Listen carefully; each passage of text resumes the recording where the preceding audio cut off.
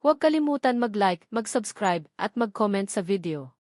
Sa isang marangyang village sa labas ng Maynila, may isang bahay na palaging pinapangarap ng marami, malaki, maganda at punang luho. Ngunit sa likod ng matataas na pader at makintab na gate, isang pamilyang tahimik na gumuho ang naninirahan. Isang pamilyang winasak hindi ng kahirapan, kundi ng pera at kasinungalingan. Ito ang pamilya De Vera. Ang mukha ng tagumpay. Si Ricardo De Vera ay isang kilalang negosyante. Mula sa pagiging anak ng magsasaka, nayahon niya ang sarili sa hirap at ginawang imperyo ang maliit na negosyo. Para sa publiko, siya ay huwaran, isang ama, asawa at leader na dapat tularan. Ngunit sa loob ng sariling tahanan, ibang Ricardo ang umiiral. Para sa kanya, ang pera ang sukatan ng lahat. Pagmamahal, ipinapakita sa pamamagitan ng tseke. Paghingi ng tawad, sa mamahaling regalo. Hindi niya namalayang habang pinupuno niya ng yaman ang bahay, nilalagyan naman niya ng lamat ang puso ng bawat miyembro ng pamilya. Ang inang napagod umasa. Ang kanyang asawa na si Marisa De Vera ay dating simpleng babae, masayahin, mapagmahal, at puno ng pangarap. Pinili niyang iwan ang sariling karera upang alagaan ang pamilya, umaasang balang araw ay babalik ang oras na sila'y magsasalo-salo ng masaya. Ngunit ang mga taon ay lumipas na walang pagbabagong dumating. Araw-araw, nag-iisa si Marisa sa malaking bahay. Tahimik na umiiyak sa gabi. Unti-unting natutong itago ang sakit hanggang sa natutong magsinungaling din. Mailihim si Marisa. Isang lihim na matagal niyang ikinulong sa puso. Isang katotohanan kapag nabunyag ay kayang wasakin ang lahat. Ang mga anak na naging salamin ng magulang Anton ang panganay. Si Anton, ang panganay, ay lumaking puno ng galit. Para sa kanya, hindi kailanman naging sapat ang ama. Laging wala. Laging pera ang inuuna. Nang ibinigay sa kanya ni Ricardo ang malaking responsibilidad sa kumpanya, inakala ng ama na iyon ang paraan upang mapalapit sila. Ngunit sa isip ni Anton, iyon ay pagkakataon, hindi para maglingkod, kundi para maghiganti. Unti-unti, sinimulan niyang dayain ang sistema. Maliit na halaga muna.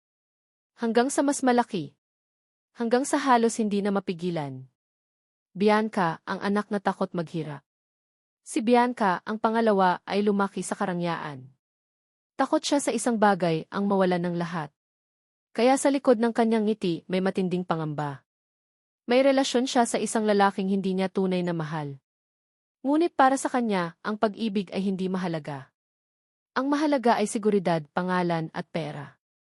Para manatili ang marangyang buhay, handa siyang magsinungaling kahit kanino, kahit sa sarili. Lucas, ang batang tahimik. At naroon si Lucas, ang bunso.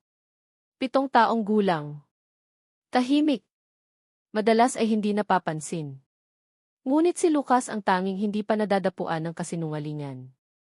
Habang ang matatanda ay nagkukunwaring okay ang lahat, si Lucas ay nakikinig. Nakakakita. Nakakaramdam. Dahil ang puso ng bata ay hindi pa marunong magkunwari. Isang hapunan, isang simula. Isang gabi, nagtipon ang pamilya sa hapagkainan, isang bihirang sandali. Tahimik. Mabigat ang hangin. Ako na ang magreretiro sa ilang operasyon ng kumpanya, biglang sabi ni Ricardo.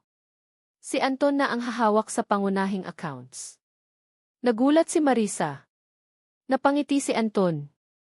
Napahigpit si Bianca sa hawak ng kutsara. At si Lucas? Tahimik lang. Ngunit may kakaibang kaba sa kanyang dibdib.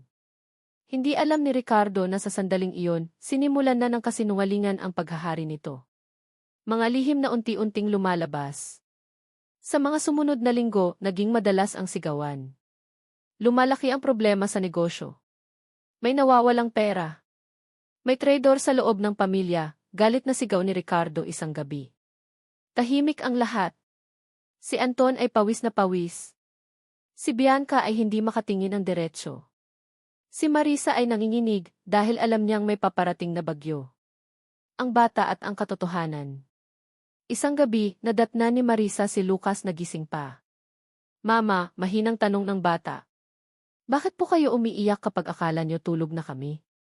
Napatigil si Marisa. Mama, bakit po nagsisinungaling sina kuya at ate? Bakit po galit si Papa palagi? Hindi nakasagot si Marisa. Sa unang pagkakataon, nakita niya ang katotohanan mula sa mata ng isang bata. Ang unang salita na yumanig sa ama. Kinabukasan, muling nag-away ang pamilya. Sabihin niyo ang totoo, sigaw ni Ricardo. Biglang lumapit si Lucas at hinawakan ang kamay ng ama. Papa ni. Kung mahal po ninyo kami, bakit po takot kayong magsabi ng totoo? Parang tinamaan ng kidlat si Ricardo. Sa isang iglap, natahimik ang buong bahay. Ngunit ang salitang iyon ay simula pa lamang. Huwag kalimutan mag-like, mag-subscribe, at mag-comment sa video. Ang katahimikan na bumalot sa bahay ng mga De Vera matapos magsalita si Lucas ay hindi ordinaryong katahimikan. Mabigat ito. Parang may unsaid na katotohanang gustong sumabog anumang oras. Sa unang pagkakataon, ang lahat ay napilitang humarap sa tanong na matagal nilang iniiwasan, hanggang kailan nila kayang magsinungaling sa isa't isa. Ang ama na unti-unting nagigising. Si Ricardo ay nakaupo sa kanyang opisina, mag-isa. Hawak niya ang isang lumang litrato ng pamilya, noon pa, bago naging malamig ang lahat. Sa isip niya, paulit-ulit na bumabalik ang tanong ni Lucas. Kung mahal po ninyo kami, bakit po takot kayong magsabi ng totoo? Sa unang pagkakataon sa loob ng maraming taon, naramdaman ni Ricardo ang takot, hindi takot sa pagkawala ng pera, kundi takot na baka wala na siyang pamilyang mailigtas. Ang panganay at ang lihim na lumalaki. Samantala, si Anton ay halos hindi na makatulog. Sa kanyang laptop, sunod-sunod ang mga notification. May nawawalang pera. May nag-iimbestiga. Ang mga maliit na pandarayang dati hindi napapansin ay nagsisimula ng mag-iwan ng bakas. Konti na lang, bulong niya sa sarili. Konting ayos lang matatapos din to. Ngunit alam niya sa loob-loob niya, isang maling hakbang at babagsak ang lahat. Ang anak na takot mawala ng lahat. Si Bianca naman ay nakatingin sa salamin. Maingat niyang inaayos ang buhok at mukha, pilit tinatakpan ang takot. Sa kanyang cellphone, may mensahe mula sa lalaking balak niyang pakasalan. Sigurado ka ba na stable pa ang negosyo ng pamilya mo? Napatigil si Bianca.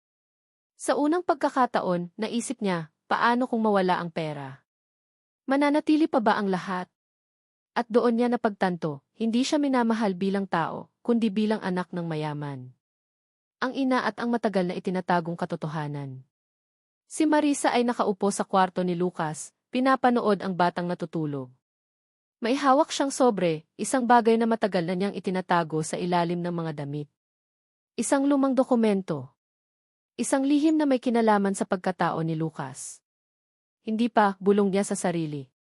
Hindi pa sila handa. Ngunit alam niyang paparating na ang araw na wala na siyang matatakbuhan. Ang simula ng pagbubunyag. Isang umaga, dumating ang auditor sa kumpanya.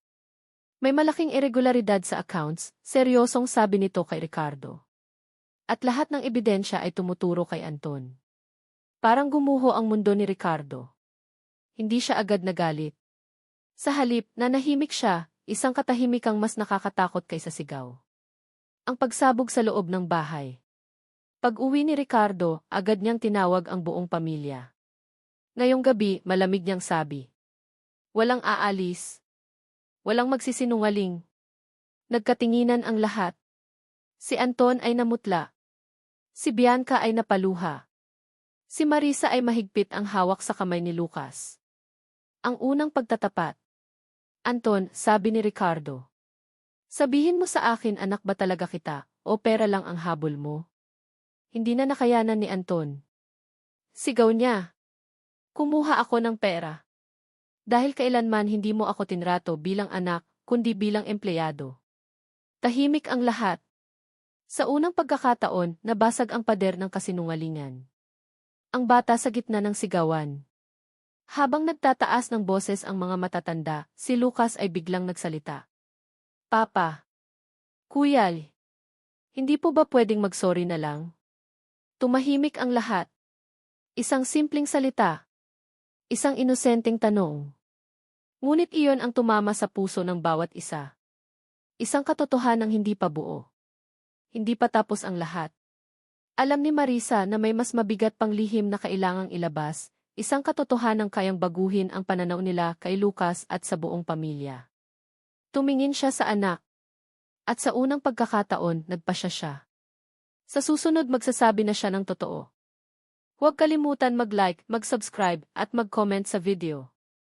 Ang gabing iyon ay tila mas mahaba kaysa karaniwan. Walang gustong matulog sa bahay ng mga De Vera.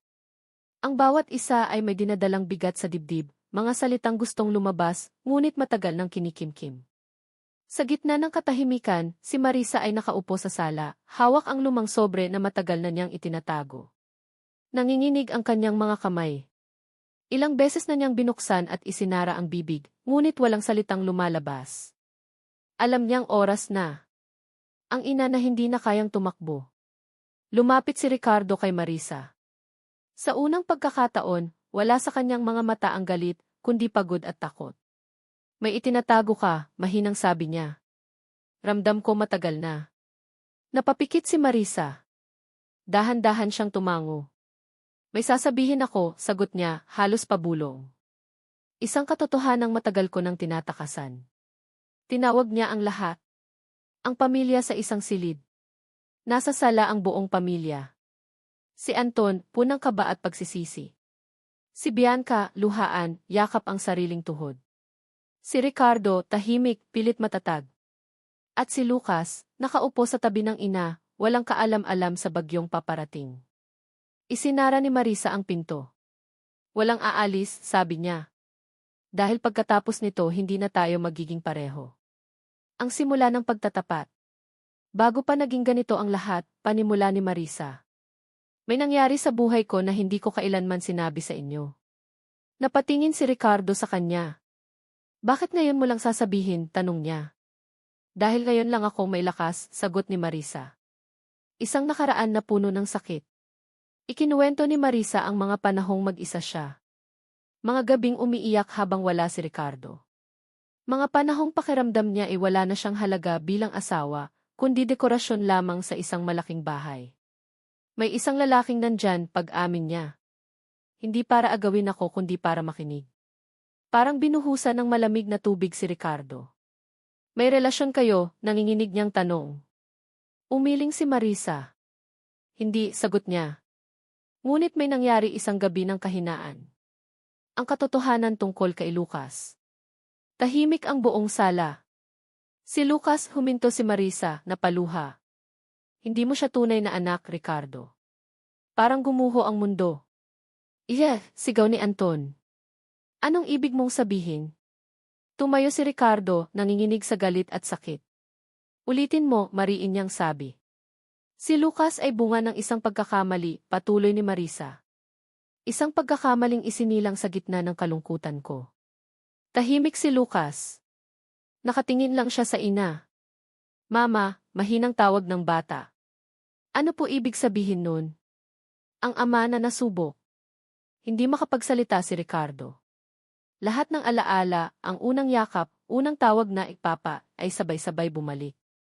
Buong buhay ko, nanginginig niyang sabi. Akala ko anak kita. Lumapit siya kay Lucas. Minahal kita bilang anak, dugtong niya. Ngayon sasabihin mong kasinungalingan ang lahat. Umiyak si Marisa. Hindi kasinungalingan ang pagmamahal mo, sagot niya. Hindi kasalanan ni Lucas ang lahat. Ang salita ng bata. Tumayo si Lucas. Lumapit siya kay Ricardo. Papa, mahinang sabi niya. Kahit hindi niyo po ako tunay na anak, mahal pa rin po ba ninyo ako? Parang binasag ang puso ni Ricardo. Lumuhod siya sa harap ng bata. Huwag mong tawagin ang sarili mong hindi tunay, sabi niya, umiiyak. Anak kita dahil minahal kita. Ang pagbabago ng lahat. Tahimik ang buong pamilya. Si Anton ay napaupo, napagtantong ang galit niya sa ama ay maliit kumpara sa sakit na ito. Si Bianca ay napahagulgol, napagtantong ang pera ay walang silbi sa harap ng katotohanan. At si Marisa, unang beses huminga ng maluwag matapos ang maraming taon. Ngunit hindi pa ito ang wakas. May desisyon si Ricardo. Hindi ko alam kung mapapatawad ko agad, sabi niya kay Marisa. Pero pipiliin kong maging ama hindi dahil sa dugo, kundi dahil sa puso. Ngunit alam niyang may darating pang pagsubok mula sa labas ng pamilya. Mga taong gagamitin ang katotohanan ito laban sa kanila. Huwag kalimutan mag-like, mag-subscribe, at mag-comment sa video. Ang publiko at ang lihim. Pagkalipas ng ilang araw mula sa pagtatapat ni Marisa, ang buong pamilya ay ramdam ang bigat ng kanilang sitwasyon. Hindi lamang ito usapin ng loob ng bahay, ang lihim ni Lucas ay may potensyal na umabot sa publiko. Nagkaroon ng isang hindi inaasahang tawag sa telepono. Isang reporter nakakuha ng impormasyon mula sa isang anonymous source. Nagtanong kung may balita ba tungkol sa batang si Lucas, at alam ng pamilya na kung malalaman ng media ang katotohanan, mababaliw ang reputasyon ng pangalan de Vera. Si Ricardo, bagaman takot at galit, alam na kailangan niyang protektahan ang pamilya. Ngunit hindi niya alam kung paano haharapin ang sitwasyon, lalo na si Anton na masyado nang abala sa sariling interes. Ang panganay at ang pagkakawatak-watak. Si Anton ay nagising sa katotohanan. Ang galit at ambisyon na ipinaglalaban niya sa negosyo ay tila walang silbi sa harap ng isang mas malaking problema. Ang katotohanan tungkol kay Lucas ay mas malakas kaysa kayang kontrolin ng pera. Hindi ito pera o negosyo, bulong niya sa sarili. Kung hindi natin pagsama-samahin ang pamilya, mawawala ang lahat. Ngunit sa kabila nito, hindi madali para kay Anton na itigil ang mga maling gawain. Ang dating intensyon niya, manipula, maghasik ng kasinungalingan, ay nakatanim na sa mga taong nasa paligid niya. Kailangan niyang gumawa ng matapang na hakbang upang maitama ang mali. Bianca at ang bagong realidad. Si Bianca ay nahihirapan rin. Ang plano niya na magpakasal para sa seguridad at karangyaan ay biglang nagbago. Hindi niya na alam kung sino ang mapagkakatiwalaan, at napagtanto niya na ang kayamanan at status ay walang halaga kapag ang pamilya ay hati. Sa unang pagkakataon, si Bianca ay tumingin sa ama at kapatid, hindi bilang hadlang o kaaway, kundi bilang pamilya na nangangailangan ng tulong at pagmamahal. Ang ama, pagiging ama. Si Ricardo ay nakaupo sa harap ng fireplace, nakatingin sa apoy. Maraming taon na siyang nagtrabaho para sa negosyo, pero ngayon, isang simpleng salita mula kay Lucas ang nagpapaalala sa kanya kung ano talaga ang mahalaga. Pera. Mahalaga. Ngunit hindi ito makapagpapalit ng pagmamahal ng isang anak, bulong niya sa sarili. At iyon ang simula ng kanyang pagbabago. Pagbabago sa tahanan. Unti-unti, ang bahay na dati ay puno ng tensyon ay nagsimulang magkaroon ng liwanag. Hindi pa perpekto, ngunit may pagbabago. Anton ay nagbalik loob, nagdesisyong itama ang mga maling gawain sa negosyo. Bianca ay nagsimulang tingnan ang relasyon hindi sa pera, kundi sa puso. Marisa ay nagsimulang magtiwala muli sa asawa at anak. Ricardo ay natutong makinig sa mga damdamin ng pamilya at hindi sa balance ng account lamang. Lucas ay naging inspirasyon sa bawat isa, simpleng salita lamang niya, mahal po ba ninyo ako? Ang nagpabago ng lahat. Panloob na laban. Ngunit hindi pa tapos ang laban. May mga taong sa labas ng bahay ay handang samantalahin ang lihim tungkol kay Lucas. Isang business partner ni Ricardo ang nagbigay ng babala, kung lalabas sa media, maaaring mawala ang kumpanya. Papa, kailangan nating maging matalino, sabi ni Anton. Pero huwag nating hayaang sirain tayo ng kasinungalingan muli. Si Ricardo ay tumango. Alam niyang ito ang oras para ipagtanggol ang pamilya at ipakita na higit sa pera, ang pamilya ang tunay na yaman. Isang salita ng bata na nagbago ng tanawin. Minsan, habang naglalaro sa hardin si Lucas, lumapit siya kay Ricardo at niyakap siya. Papa, hindi po mahalaga ang pera. Mahal po namin kayo. Parang bumagsak ang lahat ng bigat sa dibdib ni Ricardo. Na-realize niya na kahit may mga kasinungalingan at problema, ang pagmamahal ng pamilya ay hindi nabibili o napapalitan. Pagsasama-sama sa bagong panimula. Ang pamilya ay nagtipon sa sala, ngunit sa pagkakataong ito, hindi lamang sila nagtipon para sa galit o away.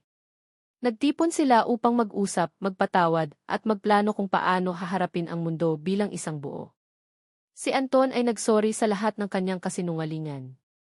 Si Bianca ay umamin sa mga maling plano niya. Si Marisa ay nagsabi ng buong katotohanan tungkol sa nakaraan. Si Ricardo ay nagpasya na ang pagmamahal ang kanyang magiging gabay, hindi pera o reputasyon. Lucas, ang munting bata, ay nanatiling tahimik, ngunit sa kanyang mga mata ay makikita ang kagalakan, ang pamilya niya ay nagsisimulang buuin muli. Ngunit may pagsubok na darating. Ang buhay ay hindi laging perpekto. Ang lihim ay maaaring mabunyag sa labas, ang negosyo ay haharapin ang pagsubok, at ang lipunan ay hindi palaging mahinahon. Ngunit ang natutunan ng pamilya ay malinaw, ang pagmamahal at katotohanan ay mas mahalaga kaysa kayamanan at kasinungalingan. Huwag kalimutan mag-like, mag-subscribe, at mag-comment sa video. Pagharap sa katotohanan. Sa wakas, dumating ang araw na hindi na maiiwasan ng pamilya de Vera ang katotohanan. Ang lihim ni Lucas, ang pagkatao ng bata, at lahat ng mga nakaraang kasinungalingan ay nagsimula ng lumabas sa kanilang paligid. Ngunit sa halip na lamunin sila ng takot, ang pamilya ay nagsimulang magbuklod. Si Ricardo, na dating galit at malayo, ay nakaupo sa gitna ng pamilya. Si Marisa ay nakaupo sa tabi niya, hawak ang kamay ng anak. Si Anton at Bianca ay nakatingin sa magulang, parehong handang humarap sa bagong simula. Lucas, bagamat bata, ay nakatayo sa harap nila, ang inosenteng bata na sa kanyang simpleng salita ay nagbago ng pananaw ng bawat isa. Mahal po namin kayo, Papa at Mama, mahinang sabi ni Lucas. Hindi po mahalaga kung sino ang may dugo o wala. Mahal po namin kayo. Pagpapatawad at pag-ibig. Parang bumuhos ang liwanag sa buong bahay. Ang pamilyang dati naguguluhan at nagkakawatak-watak ay nagsimulang maghilom. Si Anton ay humingi ng tawad sa lahat ng kanyang kasinungalingan at maling gawain sa negosyo. Si Bianca ay umamin sa kanyang takot at mga maling plano at ipinangako na gagawin niya ang tama. Si Marisa ay nagbukas ng puso at sinabi ang lahat ng lihim na matagal niyang itinago. Si Ricardo ay nagpasya na ang pagmamahal ay mas mahalaga kaysa kayamanan at handang tanggapin ang lahat bilang pamilya, basta't may katotohanan at pagkakaisa. Pagsubok mula sa labas. Ngunit hindi pa tapos ang lahat. Ang isang business partner ni Ricardo, na dati naisamantalahin ang sitwasyon, ay nagbigay ng babala. Kung lalabas sa publiko ang lihim na ito, maaapektuhan ang kumpanya at ang pangalan ninyo. Ngunit sa halip na matakot, napagtanto ni Ricardo na mas mahalaga ang integridad at pamilya kaysa kayamanan. Naging malinaw sa kanya na ang katotohanan, kahit mahirap, ay daan sa tunay na tagumpay. Pagkakaisa ng pamilya. Nagdesisyon ang pamilya na sabay-sabay haharapin ang hamon. Si Ricardo at Marisa ay magpapaliwanag sa publiko tungkol kay Lucas at sa kanilang pamilya. Si Anton at Bianca ay gagawa ng hakbang upang ayusin ang negosyo at panindigan ang tama. Si Lucas, sa murang edad, ay naging simbolo ng katotohanan at pagmamahal sa pamilya. Sa unang pagkakataon, naramdaman ng bawat isa ang tunay na paghilom at pagkakaisa. Pag-ibig at aral mula sa isang bata. Sa gitna ng lahat ng kaguluhan, isang simpleng salita ni Lucas ang nagdala ng pagbabago. Mahal po namin kayo. Hindi ito simpleng pangungusap. Isa itong paalala na kahit sa mundo ng pera, kasinungalingan at pagtataksil, ang inosenteng puso ng bata ay may kapangyarihang maghilom ng sugatang pamilya. Ang simpleng salita ay nagbigay daan sa pagpapatawad, pagbabago ng ugali at intensyon. Pagkilala na ang yaman at status ay walang halaga kung wala ang pagmamahalan. Ang bagong simula. Sa loob ng bahay may bagong enerhiya. Ang dating malamig at tahimik na mga silid ay puno ng tawanan at kwentuhan. Si Ricardo ay nagbigay ng panibagong pangako sa pamilya. Hindi na tayo magpapaligaw sa pera at kasinungalingan. Mula ngayon, bawat desisyon natin ay gagawin para sa pamilya at pagmamahalan. Si Marisa ay ngumiti, masaya at payapa, alam na kahit may nakaraan, may bagong simula. Si Anton at Bianca ay natutong maglagay ng pamilya sa unahan ng kanilang ambisyon at takot. Si Lucas ay patuloy na naglaro, ngunit sa bawat ngiti niya, alam ng lahat na ang pamilya ay hindi na mawawala sa isa't isa. Ang pagbabago ng buhay. Pagkalipas ng ilang buwan, ang buhay ng pamilya de Vera ay mas simple ngunit mas masaya. Ang negosyo ay nanatiling matatag, ngunit higit sa lahat, ang relasyon nila ay mas matibay kaysa dati. Si Ricardo ay natutong makinig at umunawa. Si Marisa ay natutong magtiwala. Si Anton at Bianca ay natutong magpatawad at maging tapat. At si Lucas, ang batang nagsimula ng pagbabago, ay naging simbolo ng pagmamahal at katotohanan. Aral ng kwento. Ang pamilyang de Vera ay nakaranas ng pagsubok mula sa pera at kasinungalingan. Lihim na halos winasak ang pamilya. Takot, galit at pagtataksil. Ngunit sa huli, isang simpleng salita ng bata, isang inosenteng tanong, ang nagdala ng tunay na pagbabago. Ang yaman ay mahalaga, ngunit hindi ito papantay sa pagmamahal at katotohanan. Ang pamilya, kahit may pagkukulang at kasinungalingan, ay maaaring maghilom sa pamamagitan ng pagmamahalan, pagtitiwala at kabutihan ng puso. Wakas, ang bahay ng De Vera, na minsang puno ng galit at lihim, ay ngayon puno ng liwanag at ngiti. Ang mga pader na dati nagtatago ng kasinungalingan ay ngayon nagsisilbing alaala ng aral. Ang pagmamahal at katotohanan ay laging mananaig sa pera at kasinungalingan. At sa gitna ng lahat, si Lucas, simpleng bata lamang, ang naging dahilan kung bakit nagbago ang lahat.